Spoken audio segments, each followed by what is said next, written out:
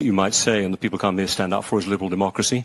So if the idea that's going to be swept under the table is part of the idea, hopefully that's not what he means. What do you mean? What do you think he means by retribution? Well, it's laughable that you would, or anyone would describe Davos as protecting liberal democracy. With all due respect, nothing personal, but that's your part of the problem. Political elites tell the average people on 3 or 4 or 5 issues that the reality is X, when in fact reality is Y.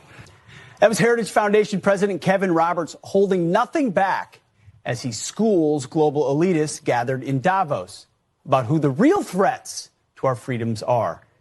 Kevin Roberts joins us now with more of his message. I guess to some extent I've had a lot of experience with that kind of thing, and I kind of relish it, because when we get the opportunity, as y'all know, to speak truth to power and to do it eyeball to eyeball, there is nothing more satisfying. Absolutely. And what was the feedback response that you got when you said, hey, you global elites, you're out of touch. Here are the issues in America and why, Republicans or conservatives respond to what Donald Trump's saying.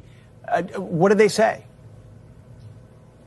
Well, in the audience, there were many audible gasps that I would deign to be there and say that the best thing we can do is compile a list of everything that's ever been proposed in Davos and make sure that the next president oppose every single one of them. But I will tell you, I'm dead serious about that, but I will tell you the reaction that was most troubling to me, and in fact it's really concerning to me, is when I said that the Chinese Communist Party is the #1 adversary, not just to the Americans, but also to the free people around the world. There were people who looked like they were having a meltdown.